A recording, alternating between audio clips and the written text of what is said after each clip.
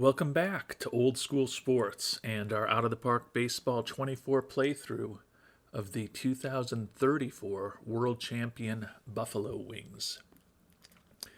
After 9 seasons in the major leagues, including 7 consecutive playoff appearances, 3 failed trips to the National League Championship Series, the Wings finally got things done properly this year when all is said and done.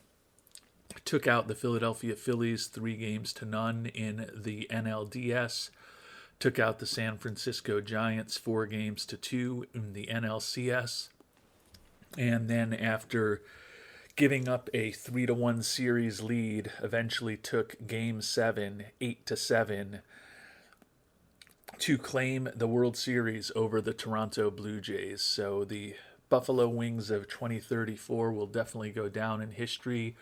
112-50 regular season is the 4th most wins in Major League history, behind only the 116-win Chicago Cubs and Seattle Mariners teams that did not win the World Series, and the 114-win Yankees team of 1998 that did win the World Series.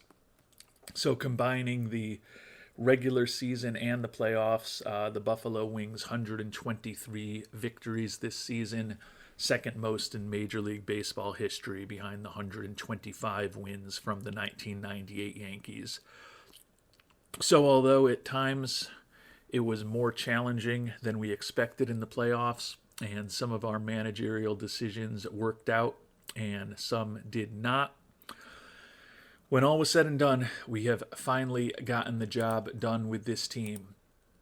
And that feels good because we're about to begin a very busy off-season for the Buffalo Wings, as they always are. Take a few quick looks at some of the decisions we need to make. Bryce Miller, who's been our closer this year, we've got a team. He's been our closer for the last several years. We've got a team option for $1.8 million on the 36-year-old. Given his struggles in the playoffs this year, and we'll talk about those more specifically shortly, I think it's questionable whether he will be back in the closer role next year. But for $1.8 million, happy to have him back as part of our bullpen in some role. So we're going to execute that option. We've been talking for a long time about Adley Rutschman and the $41.5 million option that we had on him for next season.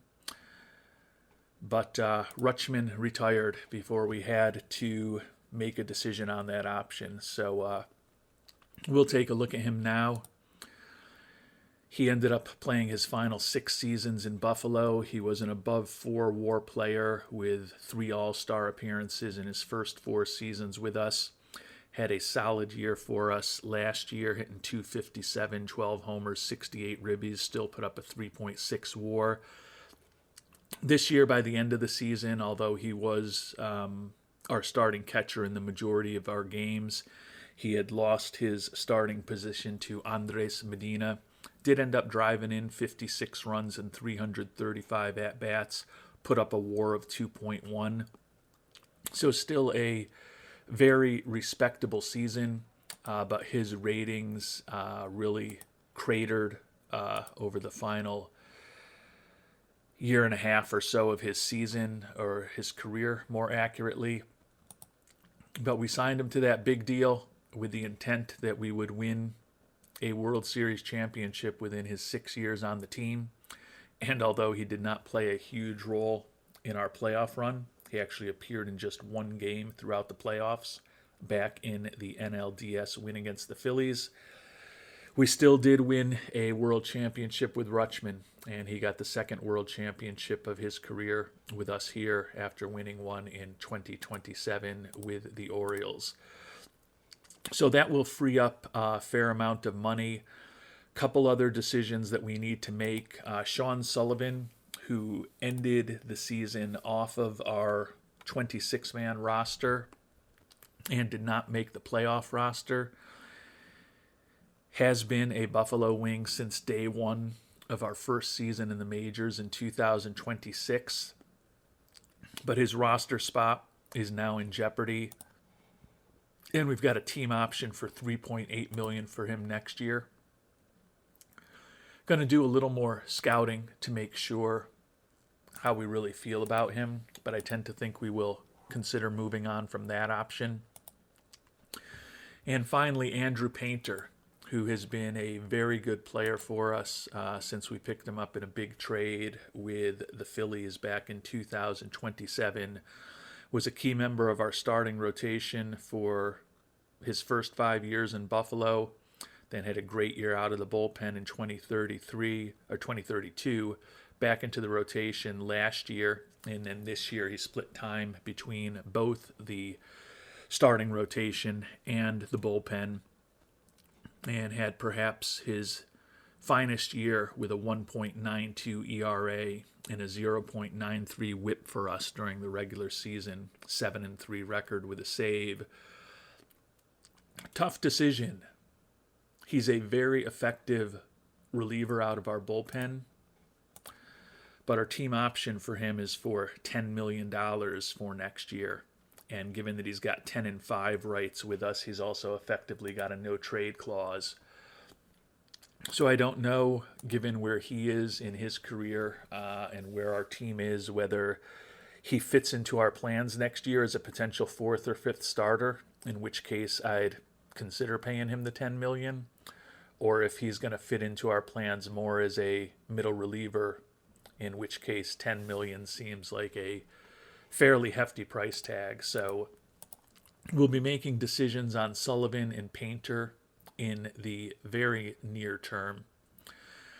And one last piece of data: even after a profitable season and a World Series championship, our budget has actually gotten cut a bit for next year, from $232 million to $226 million. Actually, our final balance ended up being negative. I think that must be because of the payout that we had to Rutschman. Although, given that he chose to retire, I'm a little surprised that that impacted our final balance. But it was positive the last time I looked. But to be fair, that was before the off season technically started. So I guess we did lose a little bit of money last year despite winning it all. Still a bit surprising that coming off of a World Championship season and our budget gets cut. But those are the breaks when you are playing with a small market team.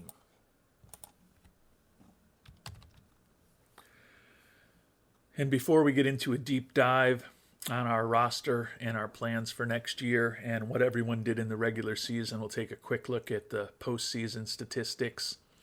Bobby Bolig and Juan Estrada, a couple of left-handed hitters who did not play as much in the World Series because we were facing a steady diet of left-handers. Both batted over 400 with OPS pluses over 200 in the time that they did play. Bolig in particular had some huge hits for us, pinch hit, 3-run homer that I recall, and another big pinch hit for us in the World Series against Toronto. Estrada is a guy who's also pretty good at drawing walks. He had a 500 on-base percentage in the playoffs. Deshaun Seifu, if anything, still remains underrated in my view. Hit 324, 813 OPS. Stole 7 bases, although he was caught 4 times. But just a consistent presence in the game. Also tied for the team lead with 5 doubles during the playoff run. And on-base percentage of 387. Shamar Jenneret, the World Series MVP, the huge free agent signing from last year, who was planned to be the final piece of the puzzle that we needed for our offense, and certainly delivered that way in the World Series in particular, where he hit 4 of his 7 home runs, finished with 7 home runs, 19 ribbies, batted over 300 and a 172 OPS plus for the playoffs. Mike Heiner, not as much power, but the young outfielder, still a 300 hitter with a couple of home runs for us in the playoffs. Joey Moore, who we picked up in a trade with the Red Sox to give us a solid professional bat, was exactly that, hitting .282, also 5 for 5 on the base paths. The young center fielder Tyreek Hardage hit .273 for us, including a big 3-run home run for us. Arturo Flores, the young first baseman, made his major league debut in the playoffs for us and handled himself respectably, hitting .250. Tim Gagley at .244, Cam Collier at .242, and Steve Anderson at .231 were less successful offensively. And then we get into the guys who really struggled. Andres Medina hit .204, struck out 22 times in 54 at-bats, but he did have 2 homers and 7 ribbies for us, and played excellent defense behind the plate. Joe Edwards struggled to a .174 batting average, but still actually did draw 5 walks, so his on-base percentage was not offensive. And the biggest struggle was for shortstop Tim Hull. He was just 3 for 18 in the playoffs, but did have a homer and 5 runs driven in for us. He was splitting time with the young shortstop Steve Anderson, and the two of them could certainly end up in a platoon next year, or it's possible one of them will end up in a utility infielder role for us, with the potential departure of Cam Collier, though, at third base. They could also both end up starting for us when all is said and done, depending on how the offseason goes. But the offense was volatile at times, long stretches of struggling to score, and then huge outbursts in some games. But when all was said and done, generated enough offense to win it all, which is what our goal was. And the pitching staff also ended up putting up an excellent performance for us in the playoffs, as Three-Quarters Badger noted in a comment to a previous episode. Over the first 11 postseason games, during which the team was 9-2, we never allowed more than 3 runs in any single postseason game, which is pretty incredible. Interestingly, over the last 5 games of the World Series, we allowed 4, 4, 6, 6, and 7 runs, and we went 2-3 in those games, but did get the final 2 wins that we needed to clinch the World Series championship. Looking at the playoffs, the right-handed youngster Yohani Varejo allowed no earned runs over 4 1/3 innings in 7 games. Hayden Yinger similarly was not used excessively, just 2 1/3 innings pitched, but also allowed no earned runs. Andrew Painter, who we've talked about, pitched in 6 games, 8 1/3 innings, just 1 earned run allowed, 10 strikeouts. Marco Jimenez also pitched in 6 games, and he allowed just 1 run over 8 innings.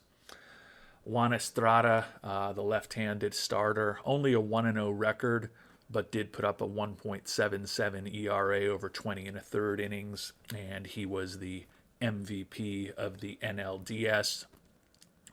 Lauren Walburn, who was our stopper, had a monster season for us with 150 1/3 innings pitched in the regular season.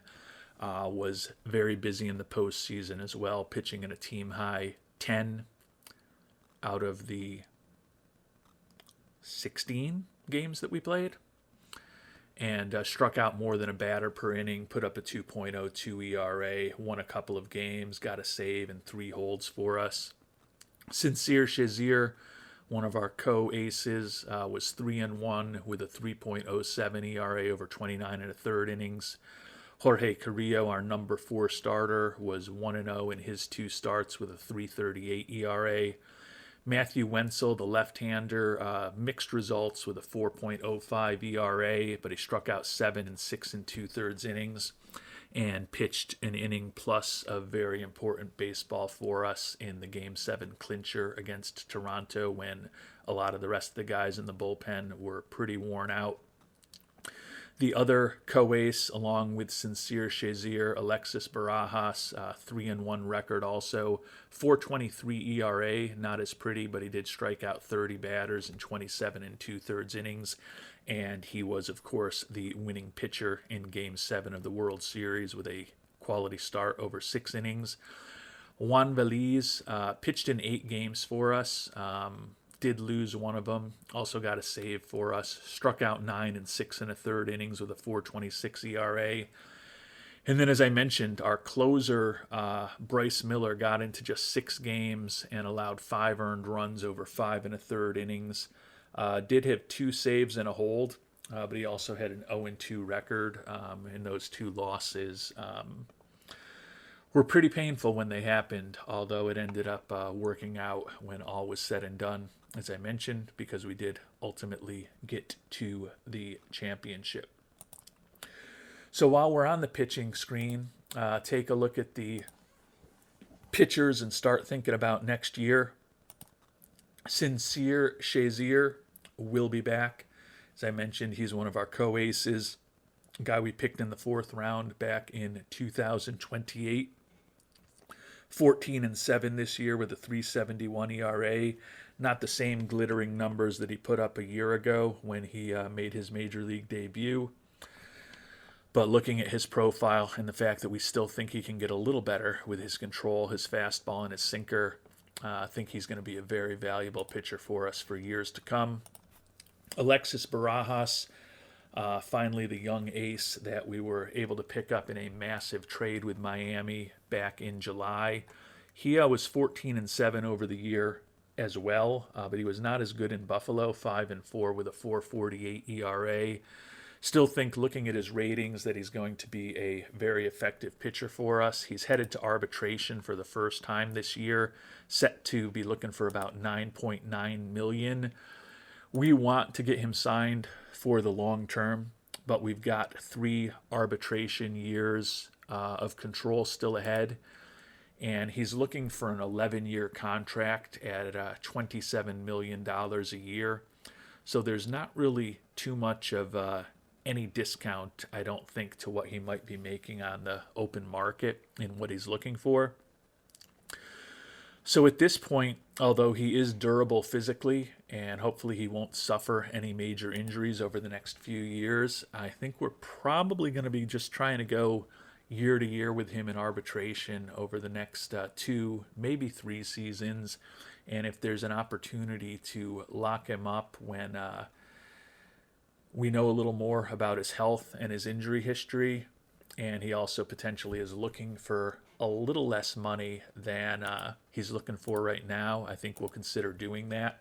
I certainly think if he is healthy and well, we will do whatever it takes to get him locked up 3 years from now before he's potentially hitting free agency. But with the money that he's looking for right now, it seems like a large and long commitment to make in terms of money in years for a position where any pitch could be your last. Juan Estrada, the excellent two-way player, 15-5 with a 3.04 ERA this year. Did have a little bit of time on the IL, but not nearly as significant as he had a year ago. Think that he'll fit really well into our rotation as a 3rd or 4th starter next year. He's arbitration eligible also. We'll certainly look to bring him back and think about signing him to a long-term contract. Batting-wise, he hit over 300 with an on-base percentage close to 380, 127 WRC plus for us. So a very productive two-way player for us who is good at getting on base and also pretty good at keeping opposing hitters from getting on base. And then Jorge Carrillo, another guy who came up through our farm system, an international free agent signing, another guy who's durable. He had a very poor performance for us in the first opportunity he got to be a full-time starter at the beginning of the 2032 season. We ended up pushing him back to the bullpen where he spent all of 2033. This year, he ended up back in the rotation early in the year, and all he did was lead the National League with 21 wins, 2.64 ERA, just an outstanding season. Do feel like with that 278 BABIP that he may have gotten a little bit lucky in terms of his performance this year. Certainly his Sierra of 3.77 was basically in line with what he's done over the course of his career. So think that there could be some reversion to the mean with him next year, but he still is a durable young pitcher who's head into arbitration eligibility again, but not set to make a ton of money, throws pretty hard, ground ball tendencies, popular with the fans. Certainly expect to have him back as a fourth or fifth starter for us next year. So feel real good about the youth that we now have in our rotation with 24, 26, 27, and 28-year-old potentially taking 4 of the 5 spots in the starting rotation next year. Jarlin Susana is a guy who didn't make the postseason roster. He was our 5th starter much of this year, set to make $8 million next year. Just felt like our bullpen was so great that we wanted to go with another lefty in the bullpen rather than Susana. But he was still 6-3 with a 3.71 ERA for us as a starter. We could look to trade him in the offseason. If we bring him back for the $8 million that he's due next year, you'd have to think we'd be inclined to try to use him in the rotation, which ultimately could mean that we'll end up with the exact same 5-man rotation that we finished this season with. Moving on to our bullpen.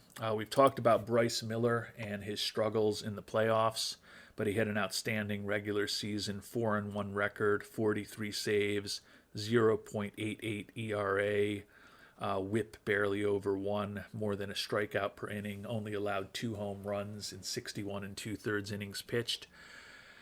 As I mentioned, we've already exercised his option for next year, but I think his role as the closer is definitely in jeopardy just because we've got so much other talent in our bullpen. Lauren Walborn is a guy who we picked up in a trade with the Dodgers last offseason. All he did was lead the National League in games pitched and holds, strike out more than a batter per inning while pitching a ridiculous 150 1/3 innings out of the bullpen. Only allowed 4 home runs, although he did give up that 3-run shot to Michael Harris II in the top of the 9th of Game 7 of the World Series that allowed them to close the gap to the final 8-7 score before he picked up a strikeout for the final out of the World Series and earned his 1 save in the playoffs. But certainly looking at his profile, think he's an incredibly valuable arm for our bullpen, and he is a guy who's still not even arbitration eligible, so he'll be making the major league minimum next year. Another guy who we would not mind getting locked up for the longer term in the coming weeks and months. Johanny Varejo, another young arm, making the major league minimum this year and next year as well. And he had a 4.03 ERA across 38 innings pitched. He did not get as much action this year with the high quality that our bullpen had, but love his profile. He is very tough on right-handed pitchers. It's kind of a weird thing to have a right-handed specialist. You think about a left-handed specialist out of a bullpen, but Varejo really fits that role well for us. And we have made one change to the settings. I should mention this before I move on any further. I know in our last episode I was talking about potentially moving away from GM/manager to GM only because I find some of the managing the games out rather tedious at times. But in order to make that a bit more enjoyable for me, when I am managing games out one at a time, I did change the reliever minimum batters faced back to 1 from the 3 that has been in the majors for a while now, to kind of try to speed up the games. I like using situational relievers, and I feel like it kind of defeats the purpose of that if you bring on a lefty to get one guy out, and then there's a couple of righties after him, and you can't switch to somebody else if you brought him on, and that was his first batter in the inning. So only have to face one batter. That will make playing out games slightly less unpleasant for me, to the extent that I do play them out next season. And Vallejo, certainly, if we get into a playoff situation, is a pretty specialized guy for taking on right-handed batters. Marco Jimenez is a guy who is headed to free agency. Picked him up in a trade before the trade deadline at a 1.50 ERA over 24 innings pitched for us. Was very effective, throws close to triple digits. Don't know that we'll have the funds to bring him back next year, but we'll always have the 2034 World Series championship with Jimenez. Painter, we've talked about, 7-3 record, 192 ERA. With Susana signed, that could lead me to perhaps decline the option on Painter, because right now, if I think about a five-man rotation of Shazier, Barajas, Estrada, Carrillo, and then Susana, that tells me there may not be a spot in the rotation for Painter. And as good as he's been for us, I don't know that he's a $10 million reliever. I don't know that he's not either, though.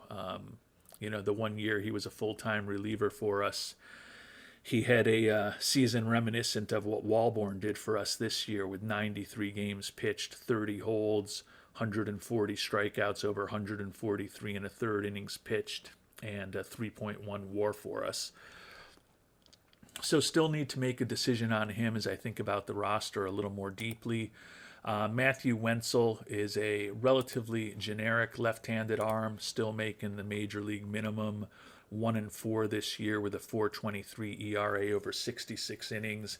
He is a back of the bullpen type arm, but given his durability and given his left-handedness, I guess, think he's a useful guy to have as the 7th or 8th guy out of our bullpen.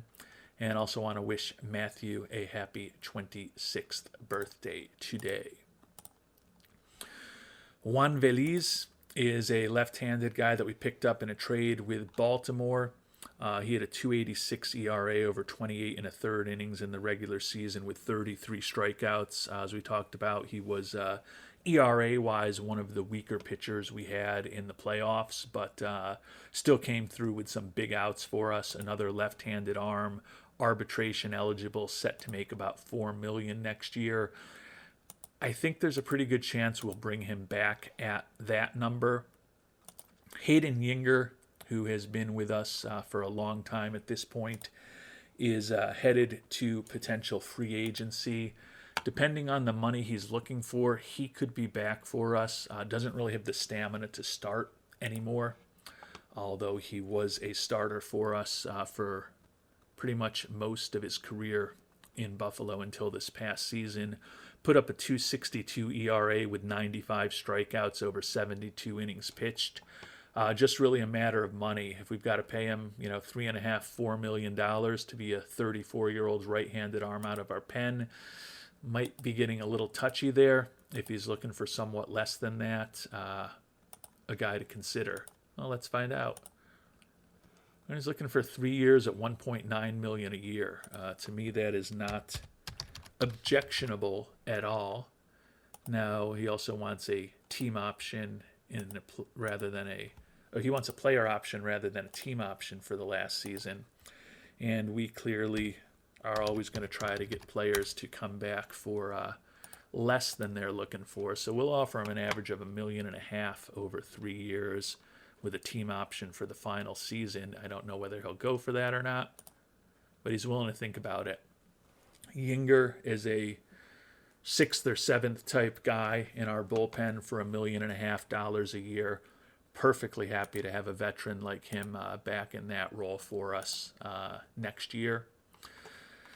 And we talked about Susana already, and Sean Sullivan, the last original Buffalo wing who has been with the franchise the entire time since Game 1 of our first season, was 2-1 with a 4.91 ERA in the majors, started 11 games when we sent him down to Albany, where he was acceptable, certainly above average in terms of his ERA plus and his FIP minus in AAA, but is a left-handed reliever who over the course of his major league career at this point has proven to be a almost mathematically perfectly average pitcher. I don't know that we want to be paying him $3.8 million to be the eighth arm out of our bullpen. He does have some value in that he can be a spot starter for us. And when I think about this team for next year, with Yinger's current lack of stamina, and if we don't bring Painter back, you could argue that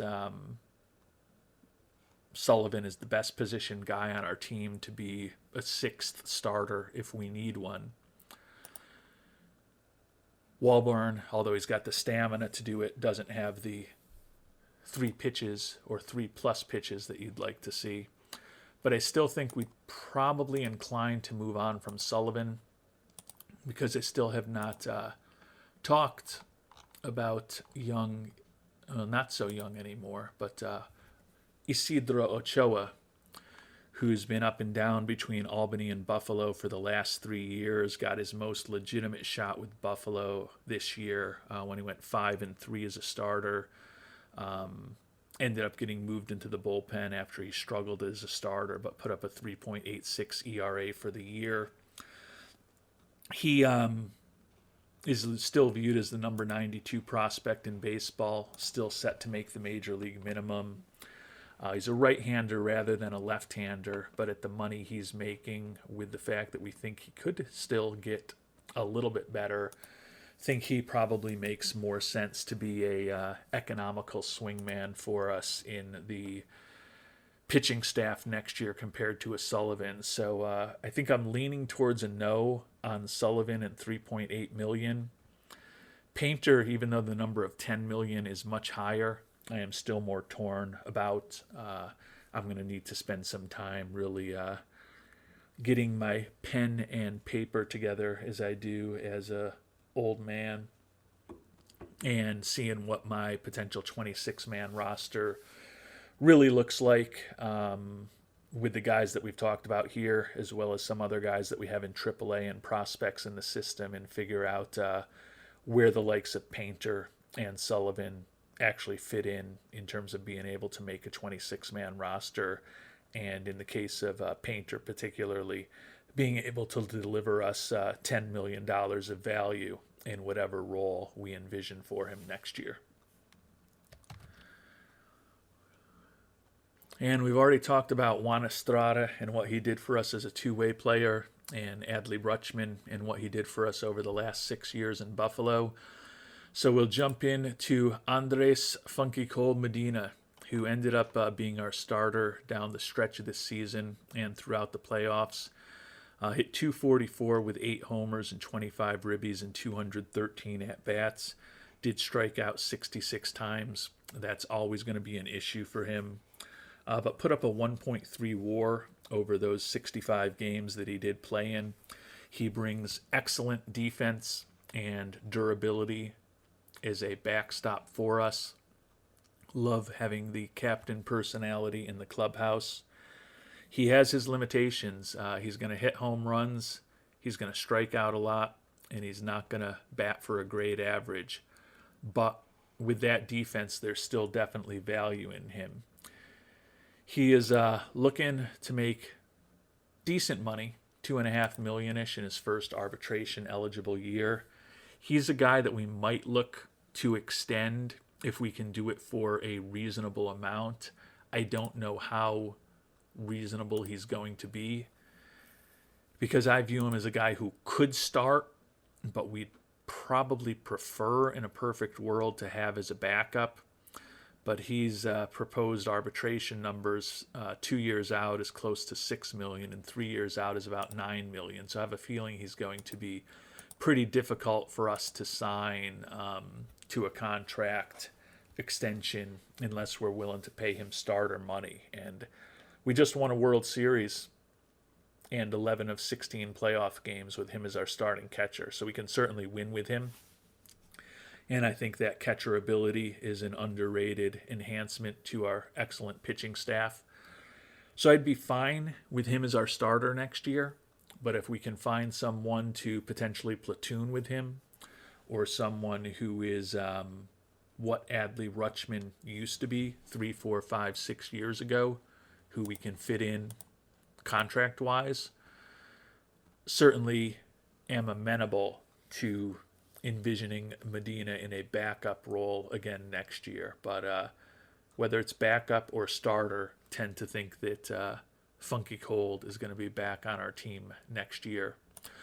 Arturo Flores made his major league debut for us in the postseason. We've talked about this a lot through the playoffs, but he combined for 61 home runs across 4 minor league levels this year.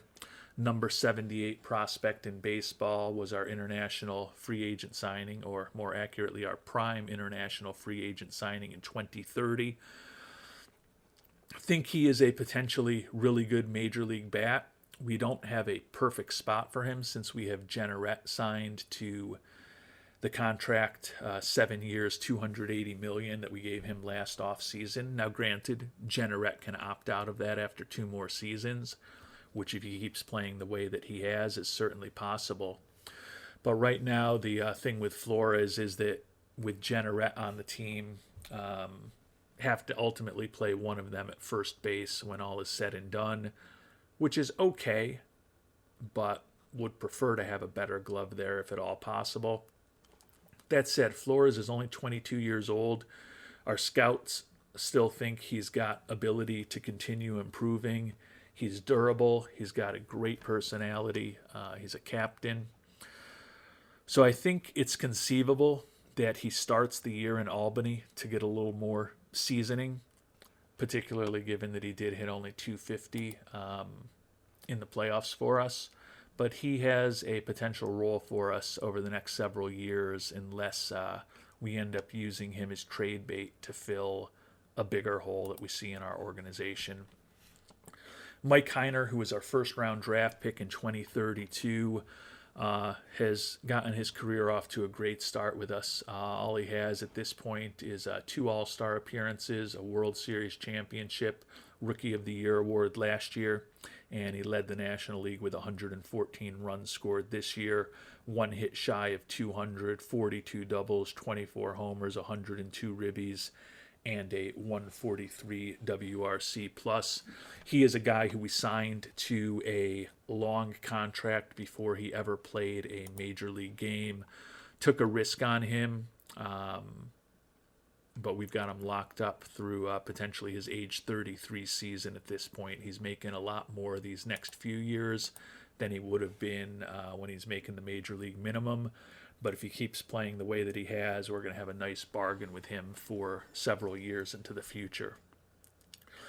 Deshaun Seifu, former number 1 overall pick of ours in 2026, continues to have, in my view, a very underrated career. His 6.2 WAR was the best on our team this year, and all he did was lead the National League in at-bats for the 3rd time, hits for the 3rd time, doubles for the 1st time, triples for the 4th time, and stolen bases for a 7th consecutive season. Despite all of the accomplishments in his career, he still is only a 2-time All-Star, 1-time Silver Slugger, and a 2-time Gold Glove winner.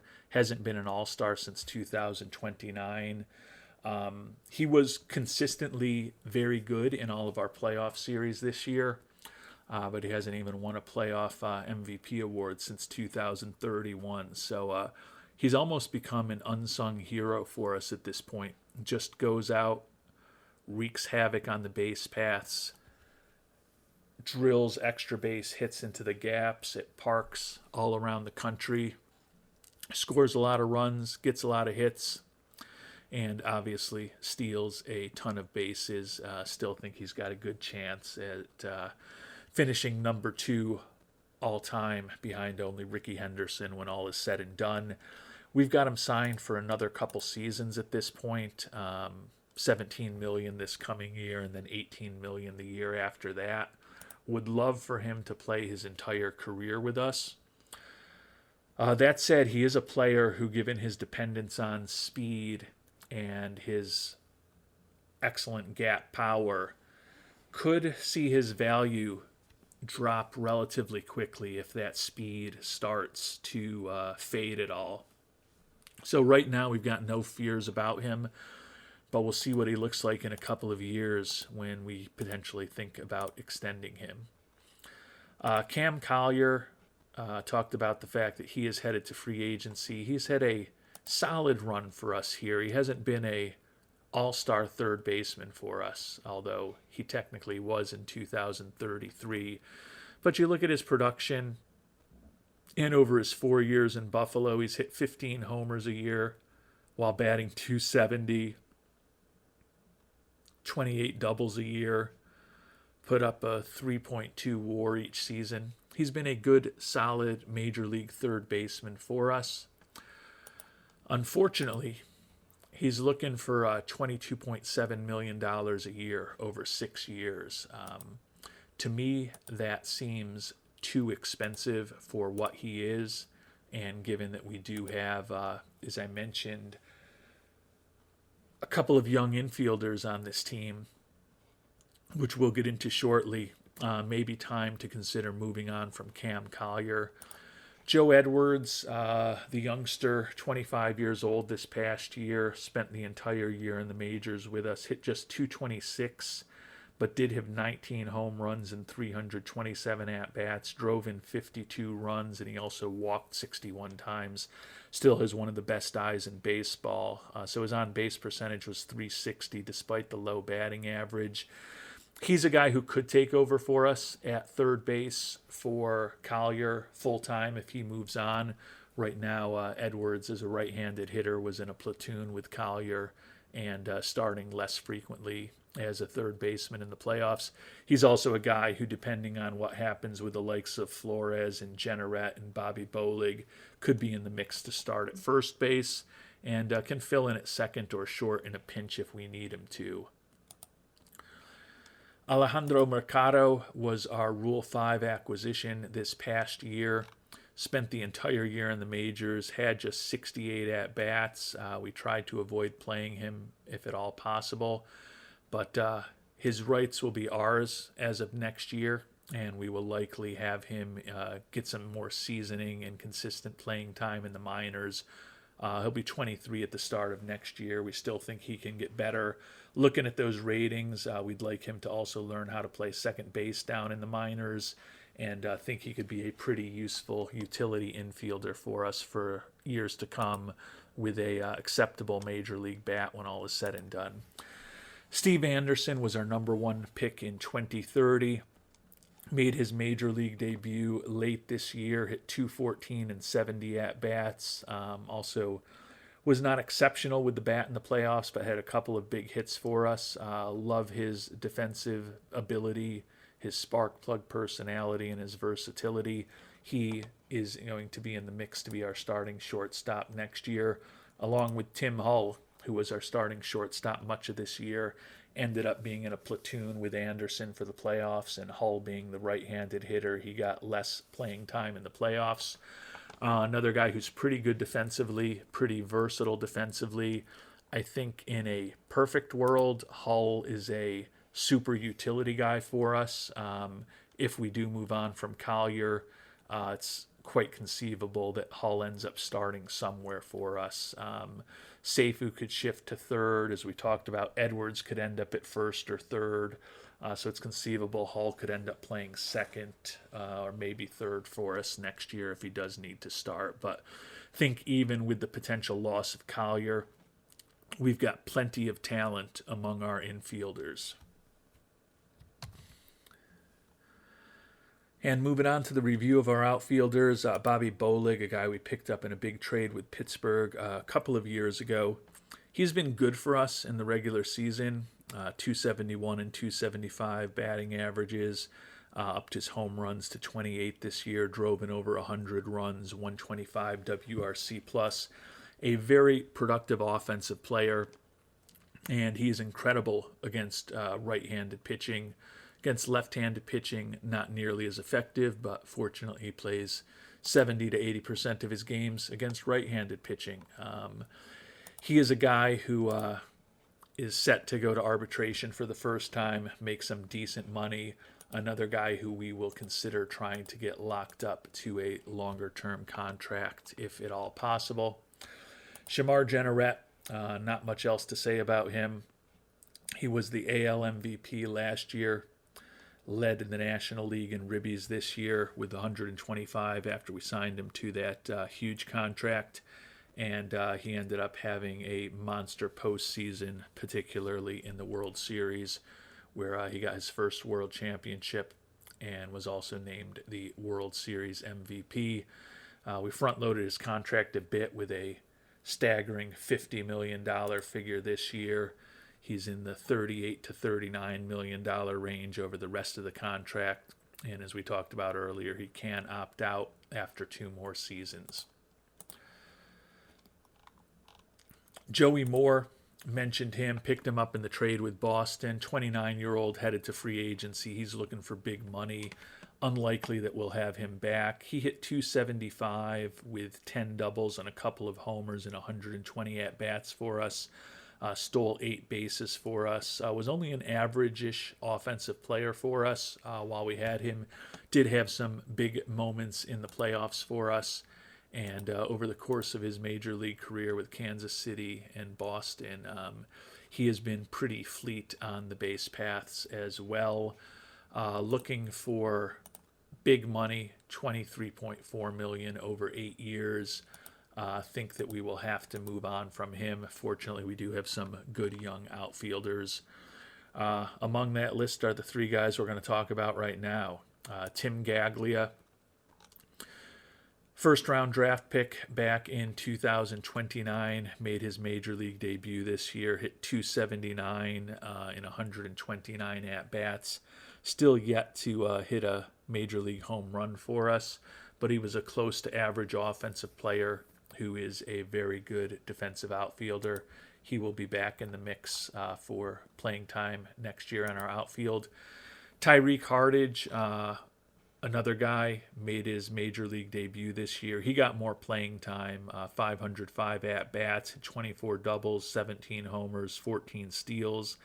When all was said and done, he still ended up being a average-ish major league player, but still a major league batter, offensive player.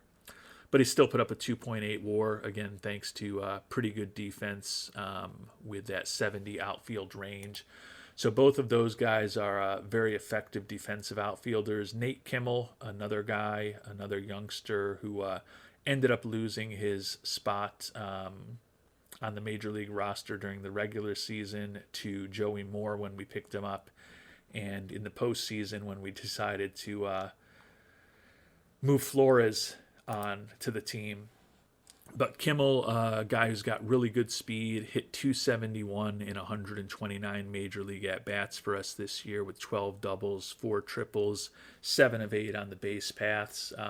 Another young outfielder who was close to league average offensively, a little below replacement level in terms of his WAR, as he's not as good defensively.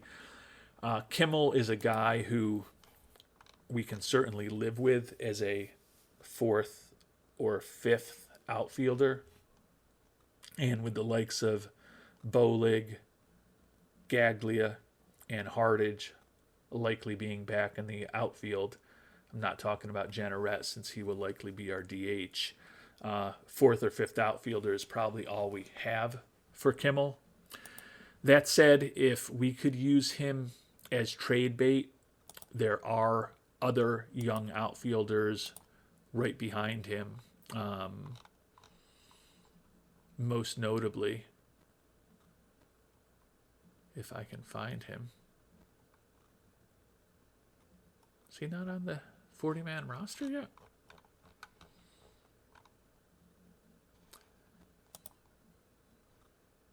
Hold, please.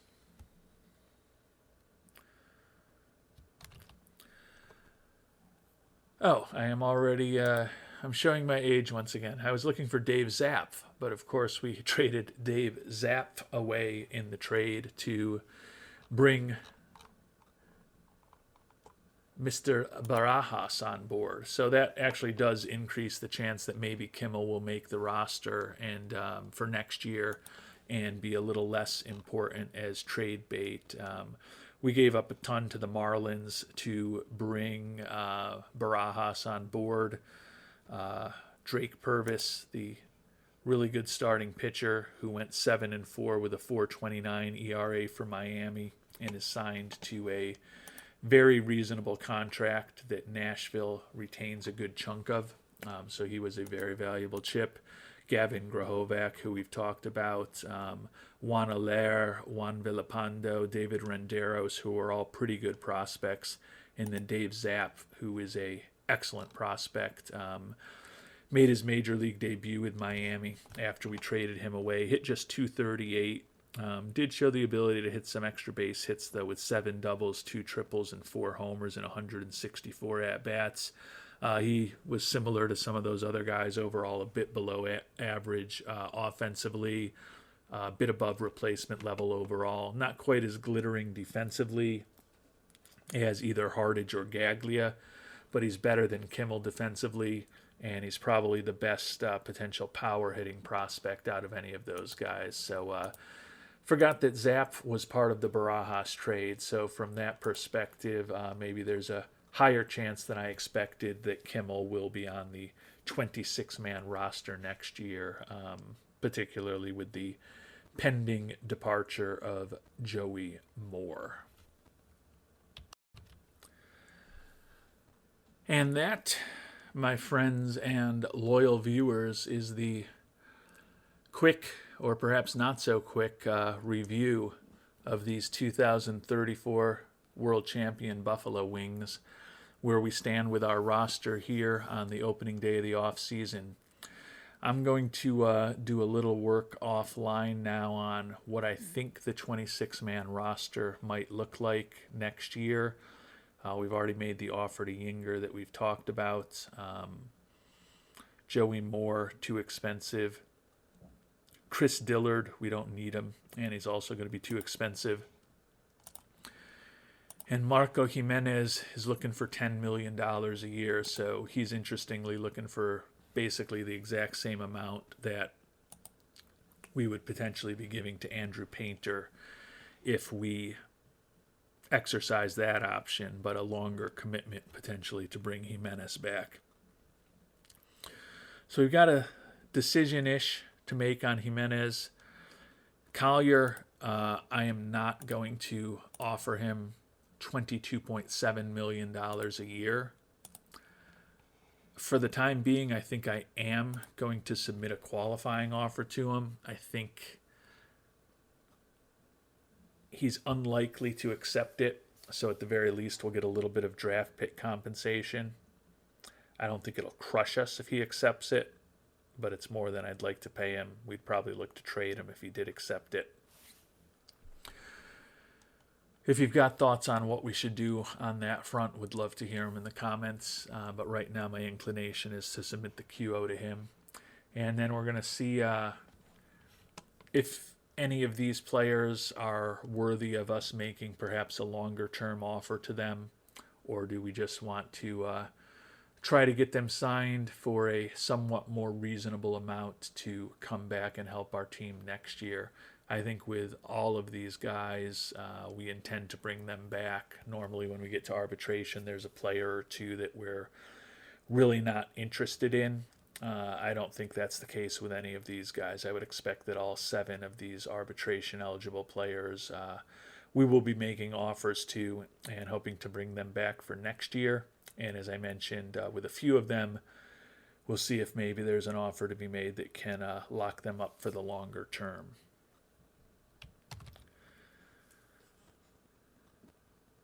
And as I've taken a deeper look and kind of really dug into the numbers of who we could bring back next year and what we need next year, I think pitching-wise, we're in pretty good shape. We could use a fourth or fifth starter or a guy who could start for us in a pinch more accurately. We're going to have to figure out whether we want a replacement for Medina as our starting catcher or a guy who can back up Medina as our backup catcher. And if we decide that Medina is going to be the starter, we do have Eric Powell, who was an 8th round pick in 2028, hit .244 with 10 homers in AAA Albany this year. Solid defensive catcher, a below average bat, but not a horribly below average major league bat, I hope, when all is said and done. He's fragile physically, not a perfect answer, but I think we could do worse than an excellent defensive catcher like Medina as our starter, along with an above average backup in Powell. So if there's a big time catcher available, that's something to consider. We could potentially look for a third baseman to replace Collier, but as we've talked about, I think we've got enough young infielders in our system that between the likes of Edwards and Hull, we can probably find a third baseman internally if we need to. And then I think offensively, the other position that we might want to look for is just a left-handed corner outfield bat. Looking at our prospective roster for next year, we've got Heiner at first base, Bolig in left field, and Anderson as our shortstop, who are potential left-handed hitters on the major league roster. We're losing Joey Moore. The switch hitter Rutschman has retired. Technically, and not technically, in reality, we do have Juan Estrada, who's a left-handed bat who can play for us against right-handed pitching more often than not in a corner outfield spot, but he has very little power. So I think a left-handed hitter who could play in the outfield for us and maybe be in the mix with guys like Hardage and Gaglia and Kimmel for some playing time might be one thing we need. So to me, there's not a ton of needs, and you wouldn't expect them for a team that just won 112 games. You wouldn't expect us to have a ton of glaring needs, but a pitcher who can start, a catcher, maybe a third baseman, and a corner outfielder who's a left-handed hitter, or I guess if we can find that unicorn that is a left-handed hitting productive third baseman, that could fill that role for us and kind of be a twofer, so to speak. But those are kind of the needs that I think we have. So not a ton of needs. And the first thing that means to me is that we can officially decline the option on Sean Sullivan. Was our second round draft pick in 2024, second draft that we did with these Buffalo Wings. As we talked about, he has been in the majors with us since the start of this franchise at the major league level in 2026, been with us all 9 years, has had some stints in the minors over those years, including this season, was a regular starter for us for most of the first 6 years in Buffalo, as we've added more talent and raised more homegrown talent over the past few years. He's moved into more of a relief role. But for a league average guy who's 32 years old, as much as I like his left-handedness, I don't want to be paying him $3.8 million next year. And because of that, we are potentially moving on from Sean Sullivan. We are going to void that last contract year, and that increases our total money available to about $23.8 million. And now the big decision is what we do with Painter. because I said the hole that I think we have to fill on our pitching staff is a guy who can start for us. Painter has been a very useful reliever over the years for us. And if we get 120, 130, 140 really good innings from him out of the pen, he's still got almost as much value as a starter. So I think what I need to do right now is just be realistic about what the starting free agent crop potentially looks like. And if there's somebody better and cheaper than Painter, maybe we decline the option. If not, we've got the money to bring him back for a final season with our team. And he does give us a guy who, if we have to use Andrew Painter as a fifth starter, that's not the worst thing in the world. And realistically, he's probably a guy that we use out of the bullpen. But coming off of the performance that he had for us this regular season, followed up by a very good performance for us in the postseason, he has a lot of value, even though when you look at those pitching ratings for a reliever, it doesn't scream a $10 million a year contract, which is typically something you'd expect only for a closer. But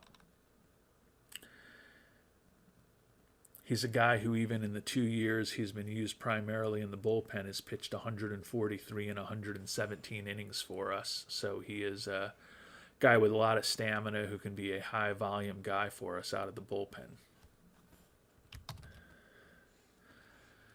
And looking at the top potential free agent starters, a few familiar names: Mejia Negrete, who we faced off in the World Series against when he was with Toronto. Paul Skeens, who we faced off against when he was with the Giants in the NLCS. I don't love the lack of movement from Skeens. Don't love that he's fragile. Don't love the extreme fly ball tendencies with that lack of movement. Gave up 40 homers a year ago. Not the greatest personality in the world. And he's going to be looking for around $19 million. Javier Santos, coming off an oblique strain, so that's not incredibly scary. Looks like a good, solid major league pitcher. Not the best in the clubhouse. Control leaves a little bit to be desired, but he is certainly a good major league pitcher. But he's also going to be looking for about $24 million. Mejia Negrete, 15 and 11 for Toronto. Another guy who can give up a few home runs. I don't see where he's a huge upgrade over Andrew Painter, and he's going to be looking for around 18. And then Chris Green looking for around 22 and a half. I like the durability. I like the fact that 2 of his 3 pitches are borderline world class. But he's got a 101 ERA plus and a 97 FIP minus over the course of his career. Looking at these other guys, Negrete, 99 ERA plus, 93 FIP minus.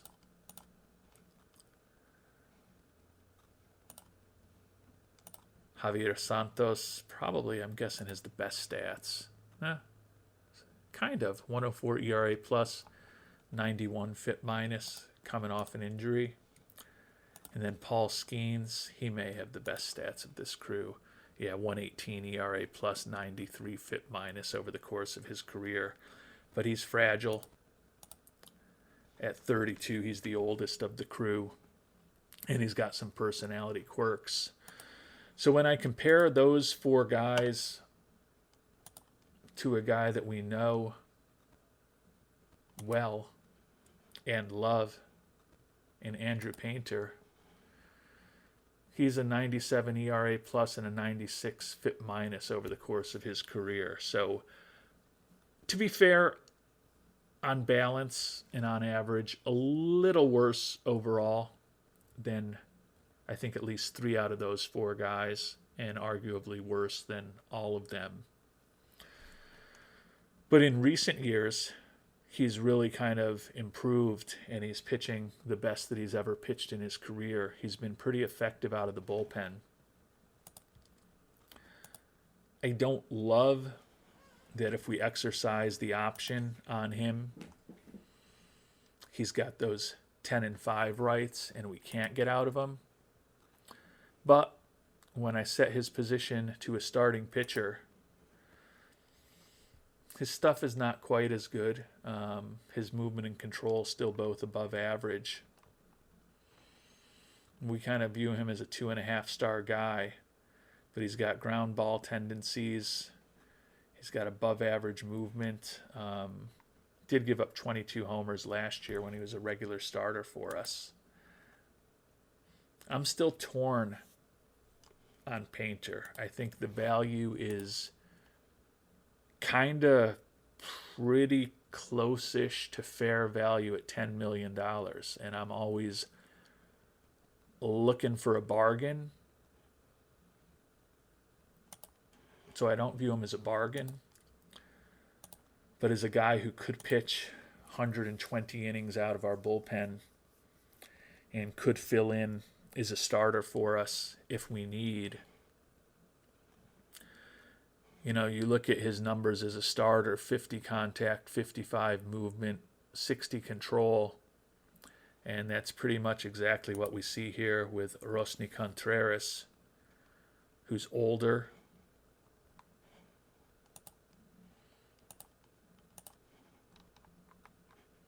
And similar ERA plus, worse FIP minus over the course of his career. And supposedly Contreras is looking for about $10 million. Jackson Fristoe, you know, those basic numbers in terms of contact power and eye, or contact movement and eye more accurately, are more attractive. And he's got a nice 4-pitch arsenal. But he's also a bit older at almost 34 years old. And Fristoe only has 35 stamina. And he's going to be looking for almost 14 million. Or, yeah, he'll likely be signed for 13-ish, 12, 13 million a year with what he's looking for. Dylan McCall, stamina a little bit of a concern, but he looks similar-ish to Painter as a starter. He's put up much better numbers over the course of his career.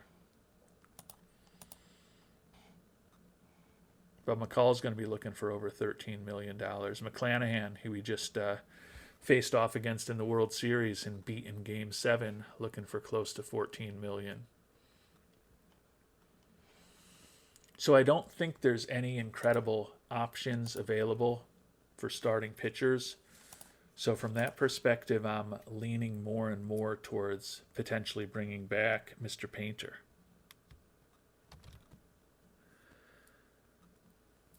But as we think about potentially spending $10 million a year on Painter and the other holes on our team, looks like if these guys aren't all signed, there could be a real interesting free agent class this year. We looked at Damian Bergman closing in on the trade deadline, thought he fit the profile of someone who would be a rare upgrade to Medina defensively and a clear upgrade over Rutschman and Medina offensively. He would be a huge addition for the team, but I don't think we're going to spend $40-ish million a year on a free agent for a second consecutive season.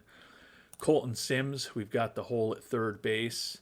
Left-handed hitting third baseman, kind of fits the profile we would need, but I don't love him defensively with that 35 range despite the great bat that he has.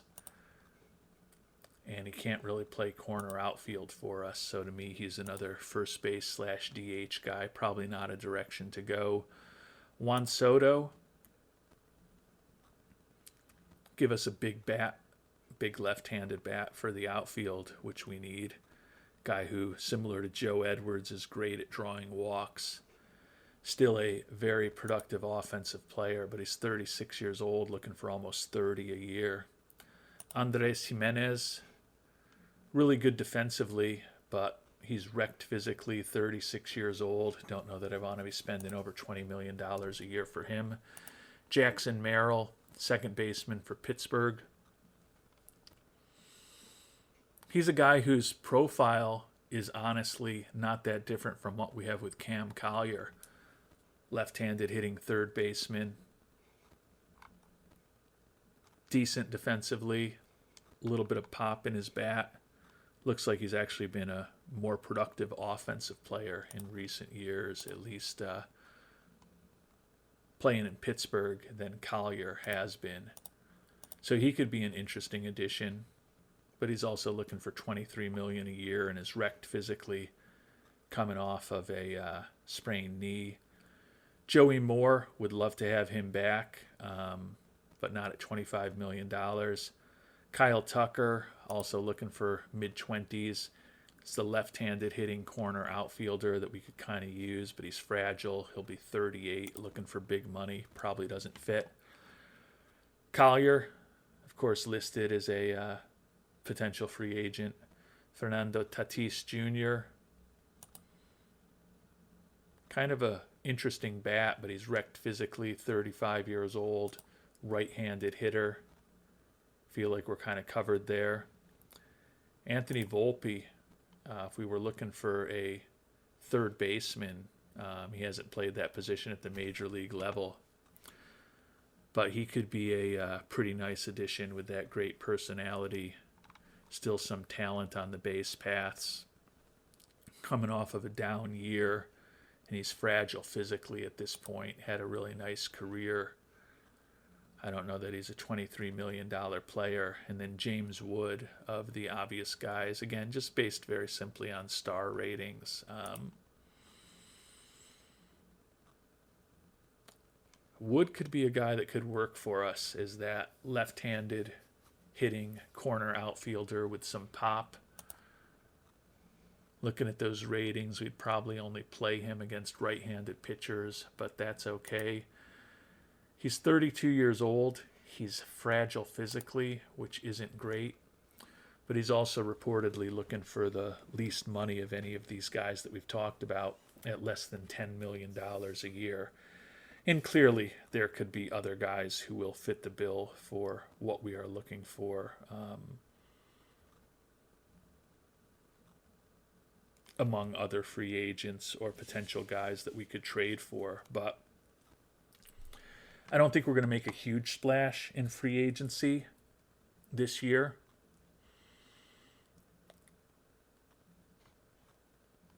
Some of these players have some pretty big warts, but to be fair, the biggest wart among any of these players that we've talked about, except for James Wood, is just the fact that they're all looking for well over $20 million. They're almost all on the wrong side of 30, and some of them have some physical issues in addition to their age. So I don't see us going after one of them. So that puts me in a position where if I don't love the starting pitchers who are available, and I don't think I'm going to be spending $20 million on any single free agent, and we basically just need to fill a left-handed hitting outfielder, catcher, maybe a third baseman, and a guy who can start or be an important arm in our bullpen. Makes me think that Painter may not be the worst direction for us to go. So right now I'm leaning towards exercising the option on Painter, but before we make a decision there, I'm going to try to make offers to all of these arbitration eligible players to either come back with us for 1 year or in some cases maybe come back with us for many years. And as we think about our arbitration eligible players, we've made offers to Barajas, Veliz, and Medina. Carrillo, Estrada, Hull, and Bolig. We've got opportunities for long-term contracts with all of them. Carrillo has really just had this one successful year for us as a starter. His results before that were mixed. but he's not looking for crazy money for a 7-year extension, averaging around $8.8 million a year.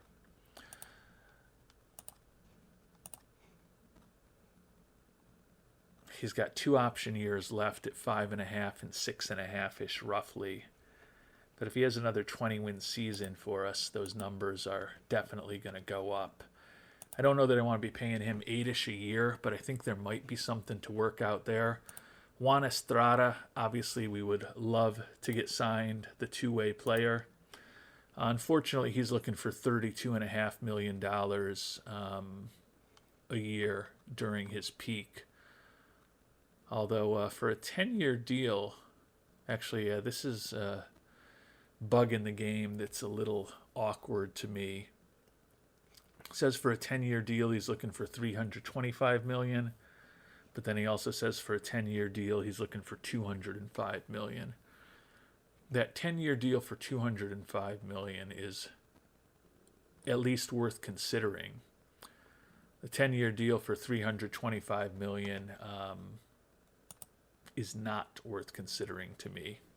I think he's a good, solid 4 starter, maybe a 3. And as we've talked about, he's got value as a left-handed hitter. He's a good contact hitter, but he's hit 1 major league home run in 834 at-bats.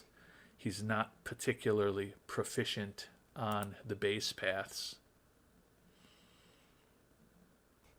He's a good left-handed contact hitter who can draw some walks, but can basically only play him against right-handed pitching.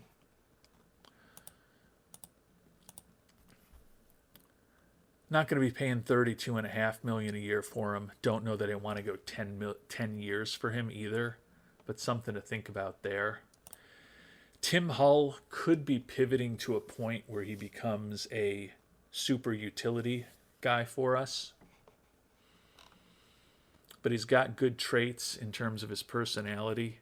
He's good defensively at a lot of positions, and he's got a respectable-ish major league bat with a 91 career WRC plus now on almost 2,000 career at-bats. Still not 27 years old.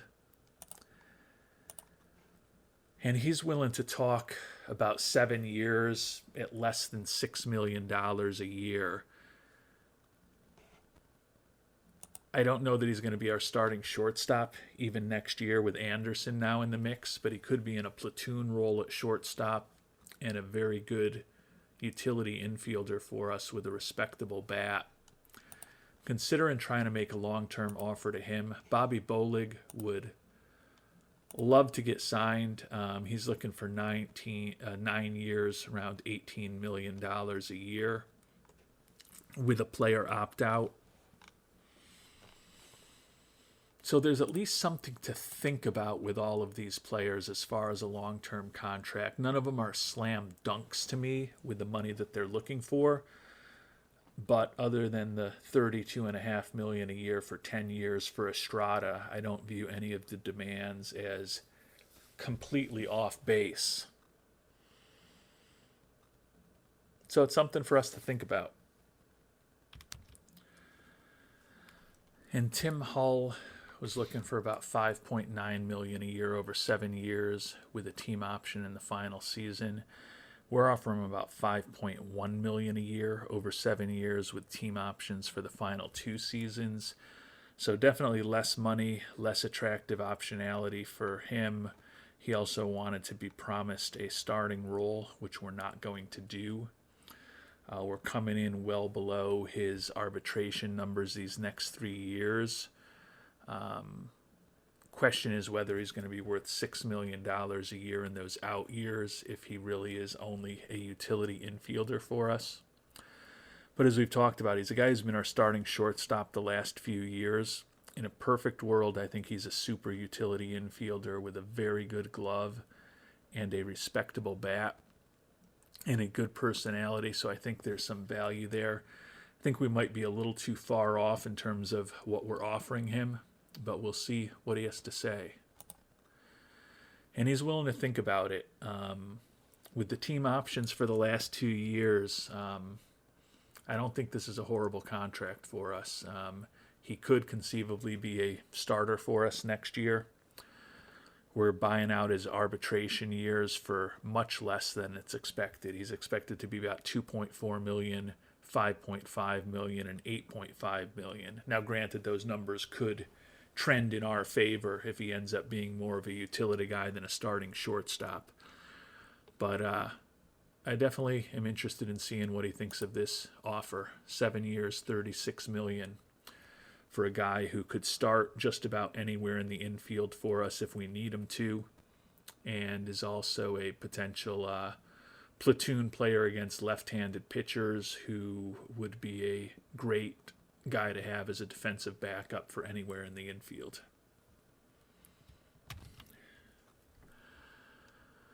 And Jorge Carrillo, I don't think I'm going to offer a long-term deal to. We've still got him potentially under control for these next 2 seasons. I'd like to see him do it more than once. And as we talked about before, his SIERA this year was actually a little worse than his career mark of 3.64. Granted, both of those marks are good. But he's been in the majors for parts of 5 seasons now. And he's put up over 60% of his career WAR last season. Maybe he's turned a corner, but maybe with that 278 BABIP against him, he just got a bit lucky last year. And if he's more of a swing man between the rotation and the bullpen than a good number 4 starter, his value is a little more questionable. He's also going to be 29 years old by the start of next season. He is durable, but he's not particularly young for a guy who's got 2 more arbitration years ahead of him. I think we punt on Carrillo. His demands aren't crazy. Average of 8.9 million a year over 7 years. But if he does end up being more of a respectable bullpen arm than a good starter, that's a lot of money to potentially be paying him. So I think we're going to look to just get him locked up for next year, and we'll revisit things a year from now heading into his final arbitration eligible season. Basically, we're going to get to see another card before making our decision with Carrillo.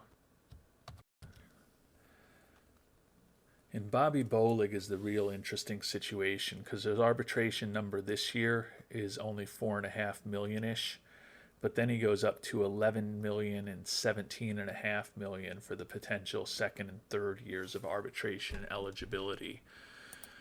So he potentially gets very expensive very quickly. Looking for $18 million a year over 9 years. It's a lot of money for a guy who we prefer to only play against right-handed pitching.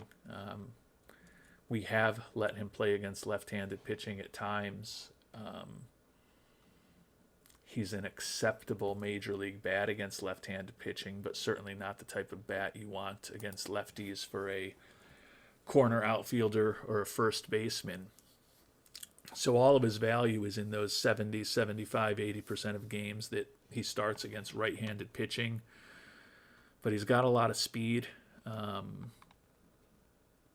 he was a very important part of our playoff run this year, and a guy that we gave up a lot to pick up in a trade with Pittsburgh a couple seasons ago. So I don't know that I want to offer him the $18 million a year.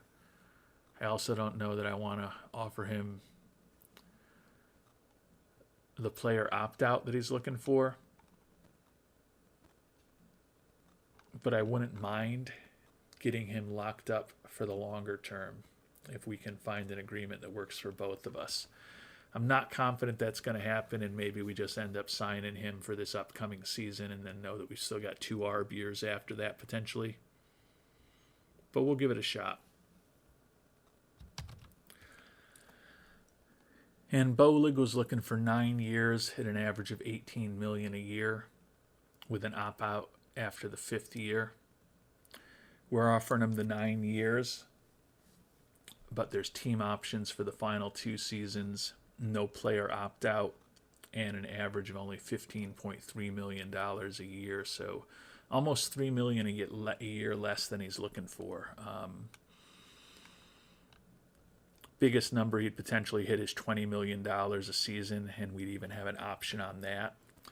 So I think it's not a bad contract for us, and it gives a lot of financial security to him, given that he is essentially a platoon player who is a average outfielder defensively. And he's willing to think about it. So maybe we'll get Bolig locked up for 9 years, $138 million also.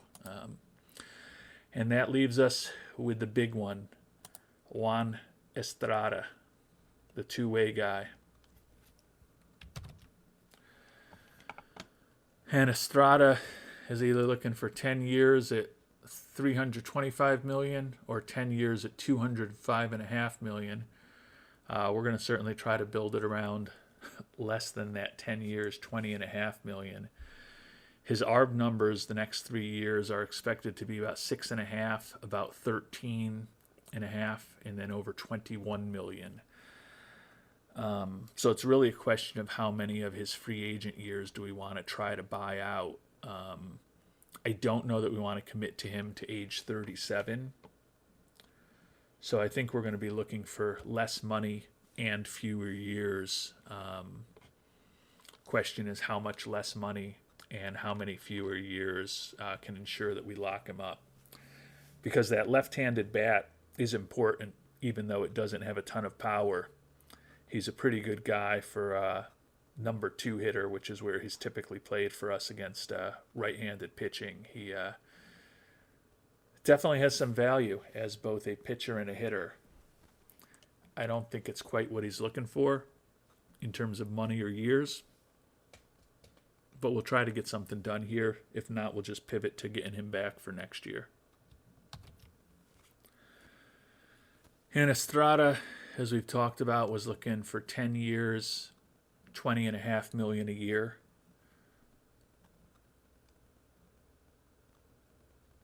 Or 7 years, $227.5. So we're offering him significantly less.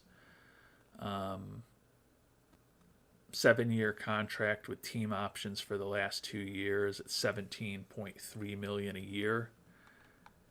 I don't think it's going to be quite what he's looking for, but we would get him for significantly less than we expect to pay him for arbitration for the next 3 years. And then he'd be averaging over $20 million potentially for the 4 free agent years that we've been buying out. I don't think this gets it done.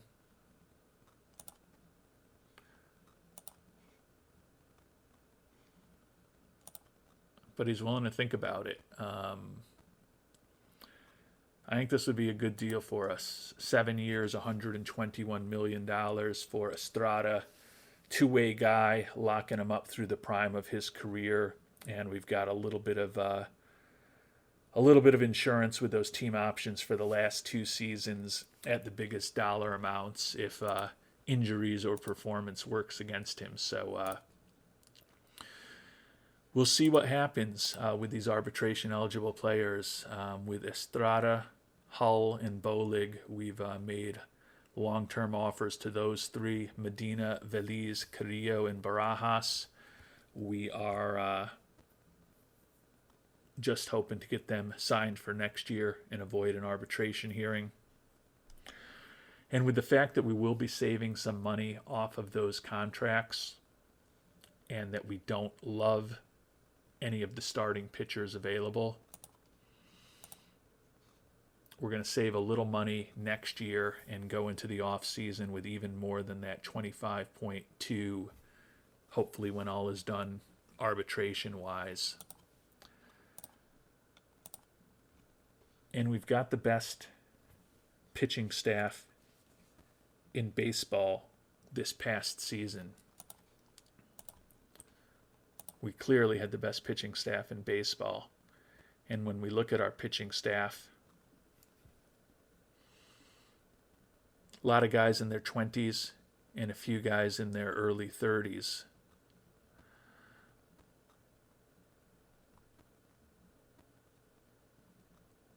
I don't see why we don't bring back almost the exact same pitching staff that was the best pitching staff in baseball when we can do it. We'll be losing Sullivan, who wasn't really part of the team anymore, unfortunately. And we'll be moving on from Marco Jimenez, who's the type of guy that we can probably pick up again near the trade deadline next year in a different form if we need to. Other than that, we're basically bringing back everything that we had, and we're potentially inserting the youngster Isidro Ochoa into the mix permanently as well. So this may be controversial with some of you given the amount of money that we're going to spend on him. But we are going to execute the option and bring back Painter for $10 million next year as either a fifth starter or a guy who hopefully can give us 120 plus innings, high quality innings out of the bullpen. He's definitely been a much better pitcher over his last few years in Buffalo than he was over his first few years.